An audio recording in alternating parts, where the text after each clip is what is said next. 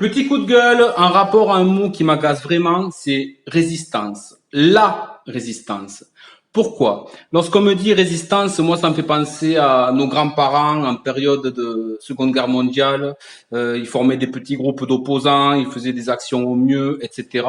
Mais ça, c'est pas la guerre que nous l'on vit actuellement. Nous actuellement, on vit une guerre spirituelle, ça c'est certain, mais on subit des attaques dans le monde matériel. Donc, il faut que l'on reste lucide et conscient de tout ce qui se passe. Et la résistance et l'information alternative sur Internet, etc. Moi, je trouve que ça n'arrête pas de se dégrader. Il y a plein de faux prophètes, de faux héros, de faux guides qui ne font que parler, mais il n'y a jamais rien qui est mis en place pour des actions coordonnées et efficaces. C'est toujours la même histoire depuis des années. J'ai revu des vidéos de moi de fin 2018 où j'invitais pour 2019 à quitter les réseaux sociaux et éventuellement aller sur VK quelques mois, mais le temps de s'en débarrasser complètement. Et des années plus tard, tout le monde est coincé dedans.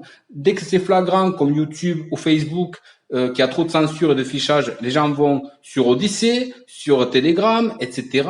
Mais absolument tous les réseaux, c'est des mouchards. Absolument tous. Donc, je vais faire une vidéo un peu plus longue, posée pour me défouler et clôturer ma chaîne et pages de ce qui reste de résistance Word FR66 parce que je ne crois pas en ce mot, la résistance, ça ne veut plus rien dire pour moi depuis 2 ou 3 ans au moins, c'est certain, malgré que j'ai essayé de toutes mes forces. Et là, je suis retourné dans l'Ermitage où en juin 2019, j'ai écrit une lettre d'union parce que j'ai arrêté les gilets jaunes, c'était trop d'hypocrisie, de faux guides, etc., de foi politique. Et du coup, j'avais fait une lettre que j'ai relue 6 ans après avec un nouveau bilan. Et voilà. Donc, je voulais dire que je n'y crois plus, mais je crois au pouvoir de chacun. Lorsqu'on tient à quelque chose, on se bat pour ça. Et lorsqu'on n'est pas d'accord avec quelque chose, on dit non. Rien que ça, c'est un pouvoir.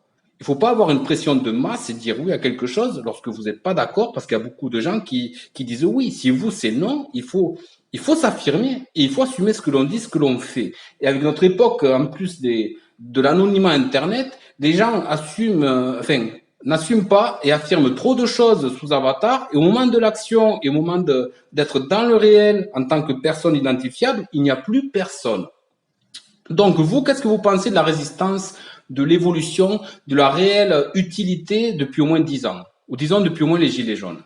Est-ce qu'il y a des actions qui vraiment nous ont fait avancer? Est-ce qu'il y a des gens vraiment exemplaires d'après vous qui nous ont fait avancer ou pas? Parce que pour moi, presque la totalité, ils nous ont pas fait avancer, ils parlent beaucoup, beaucoup vivent très bien la situation. Et donc voilà, pour moi, le mot résistant, ça veut rien dire. C'est conscient, être conscient qui agit au mieux pour améliorer les choses et en prenant l'exemple, par exemple.